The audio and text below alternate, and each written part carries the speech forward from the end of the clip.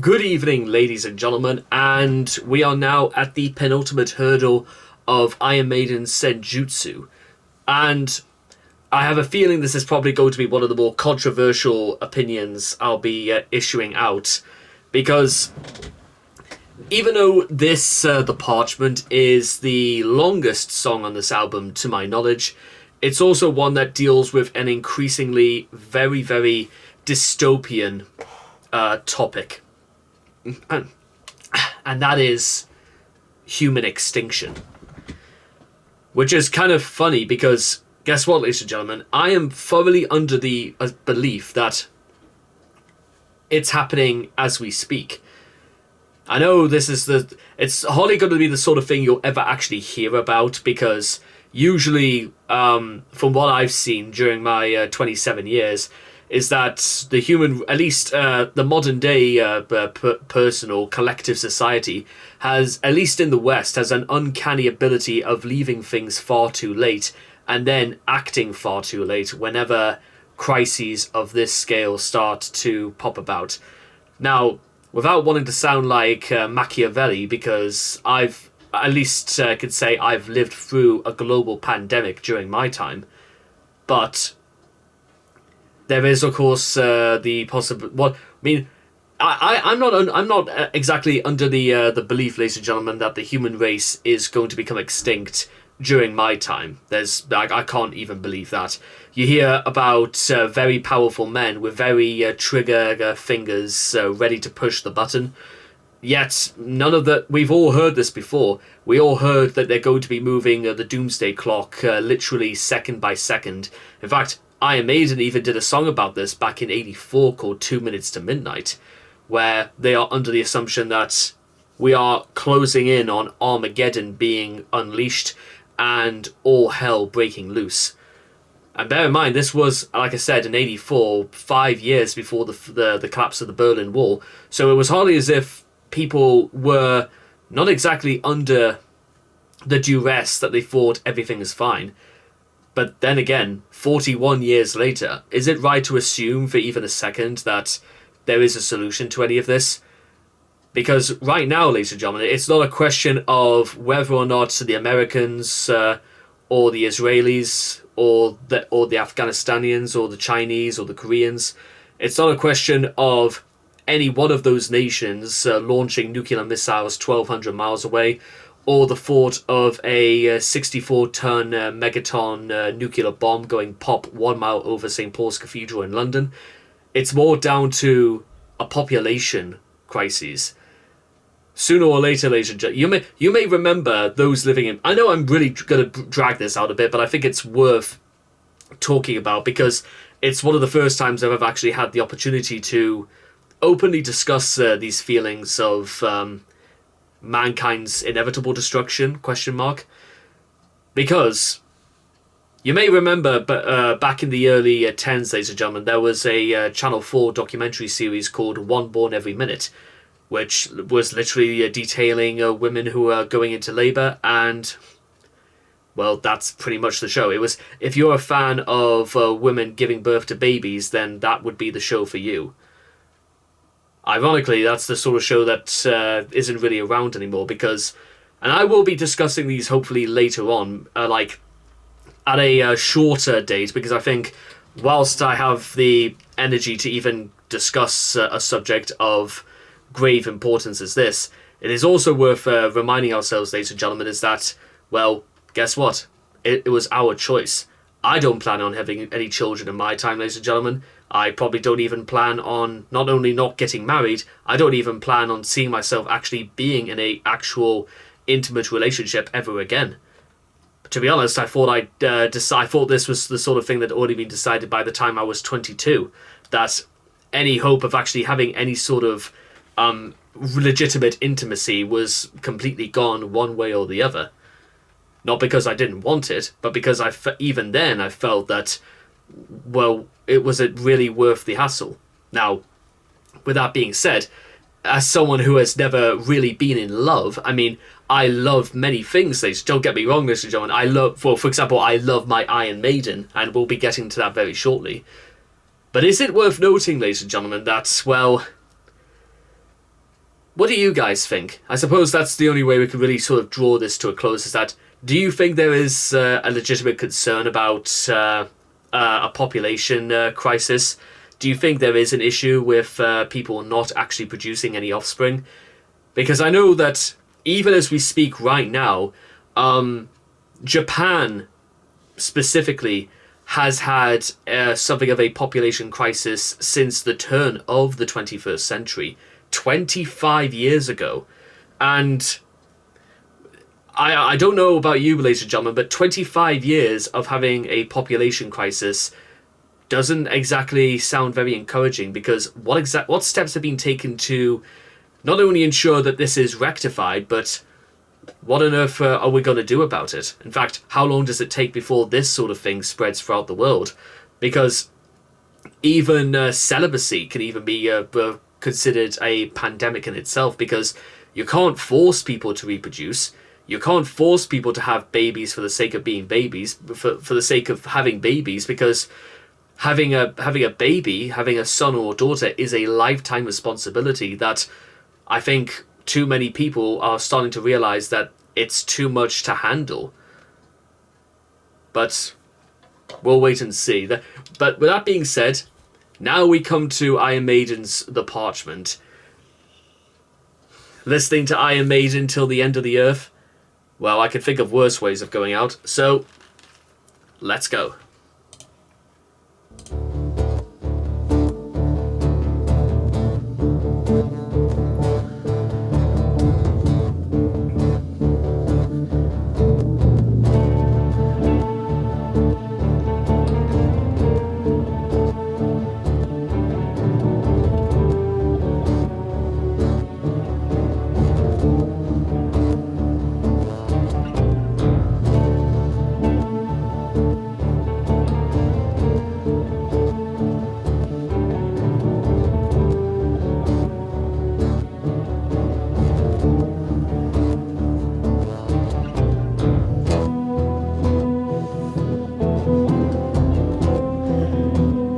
It's very, very like 2010s, 2020s Iron Maiden as far as intros going. It's very, very deliberate and drawn out.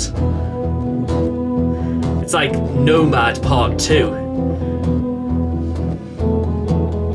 where nobody understood his genius. And that was released 25 years ago too, ironic as that.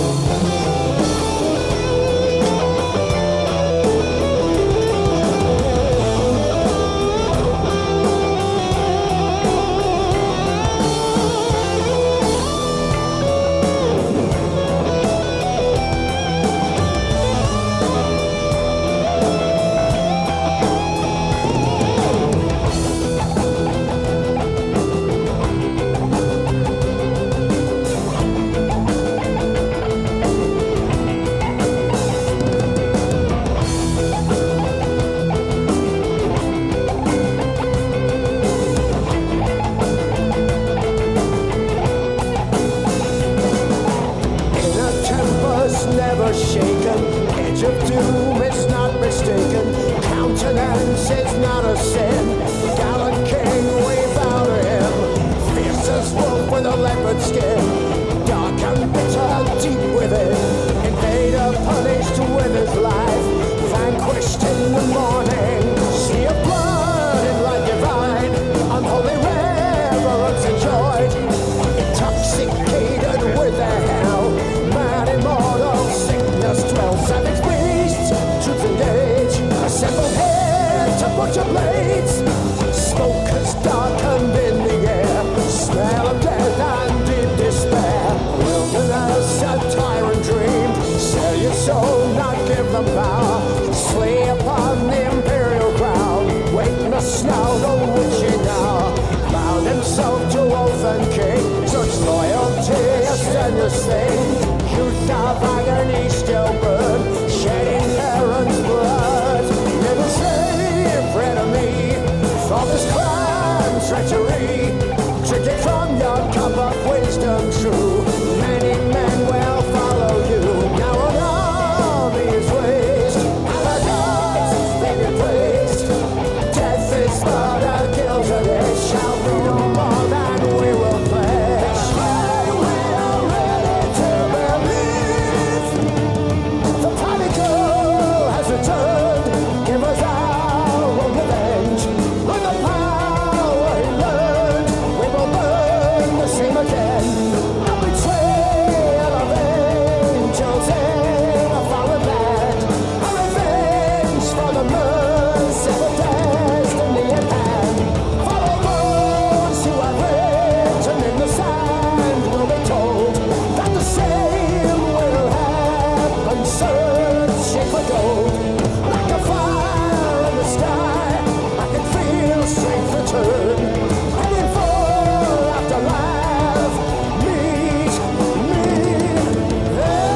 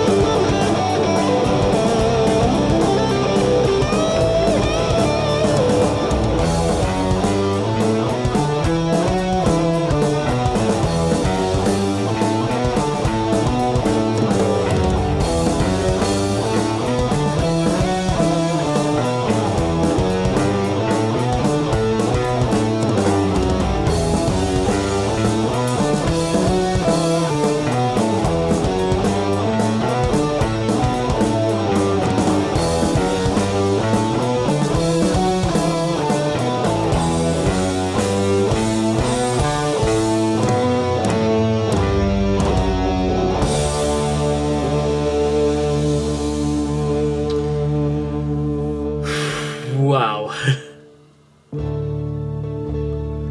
And it's still Still going as well.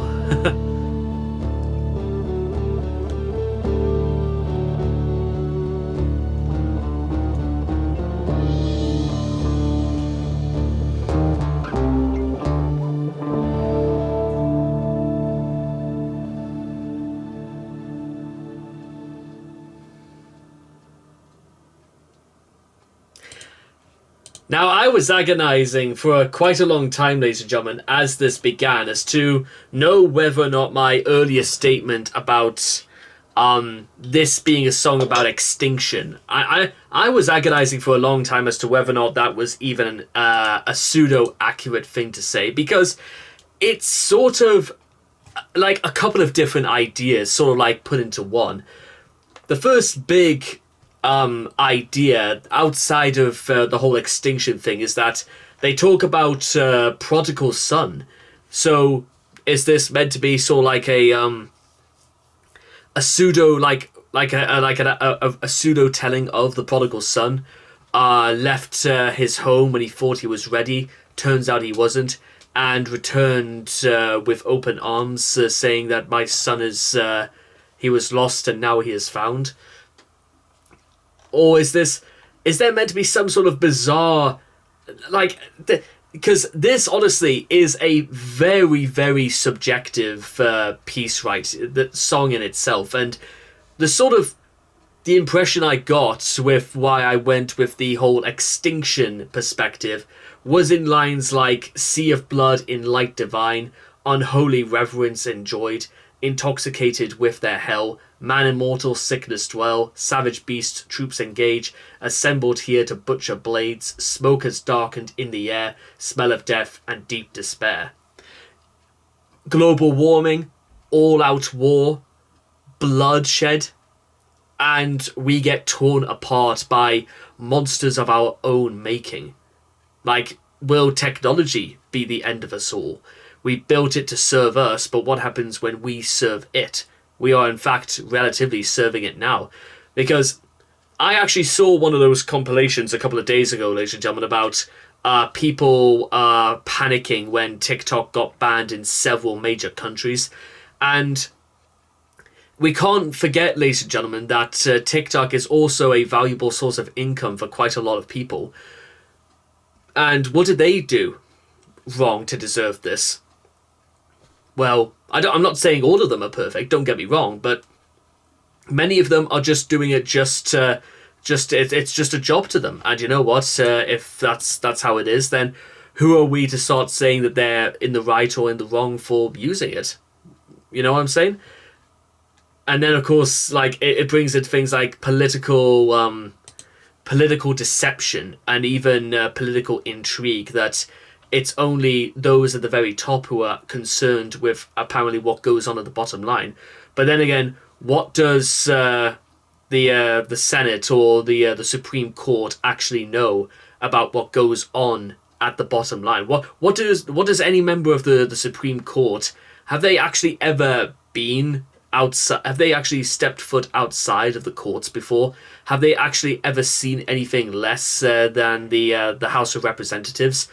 You know, the point is I'm trying to get is that that's the biggest the cutting off point when it comes to like a lot of political dissonance in this country, is that there's, just like Gandhi once tried to put out, that the gulf between the rich and the poor is only getting further and further like apart. It's only becoming wider, and it's only going to continue to get wider. And he was right, ladies and gentlemen, because what evidence do we have to say that the gulf is anything less than enormous? Because we take ordinary people, ladies and gentlemen, and all of a sudden we make them famous. Through what? I mean, I don't know about you guys, because I heard the story about this girl called Hawk Tour Girl, and apparently the reason why she became famous is because she just made a crude joke, and then all of a sudden everybody thought she was like funnier than Amy Schumer or something like that, and they decided, yes, we'll make her famous. Was it right or was it wrong? You tell me, but it certainly happened. So that's sort of what I'm going with in terms of what I'm taking out of this. But I suppose when it comes to things like, I mean, even the title itself, the Parchment, it's like trying to talk about the Parchment is like trying to talk about an epic poem, because there are so many phrases you can cut out, dissect, talk about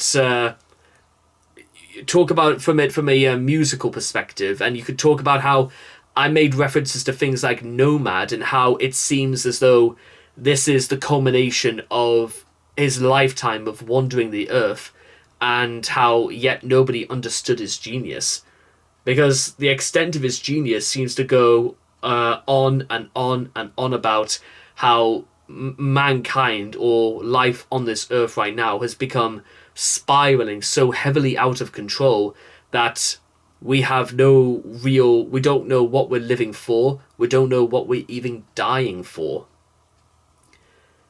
And besides, you could of course ask the minutiae, ladies and gentlemen, of questions such as, why should we care what happens after we are dead? Also, if we are to die anyway, then what difference does it make if we develop technologies to let people live for the next 20 years, yes or no, if they're only going to die anyway?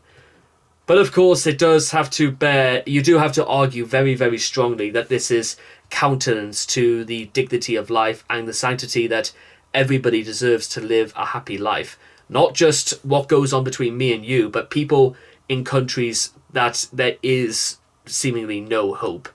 And we all know what that is like, ladies and gentlemen. Or actually, you know what? Maybe we don't, because what do we have to compare it to?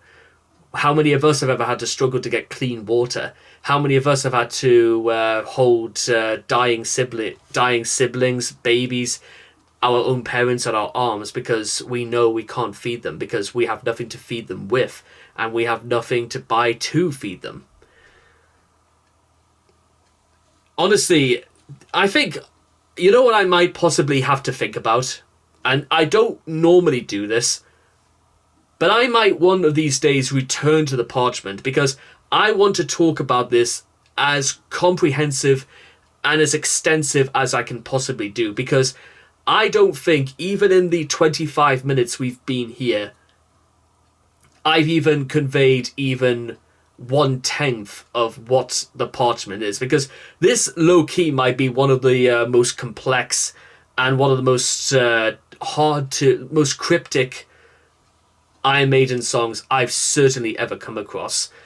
I think something like Empire of the Clouds would probably be a lot easier to write, because it was based on a real event, the crashing of the R101. But this feels like very deliberate but also very extensive.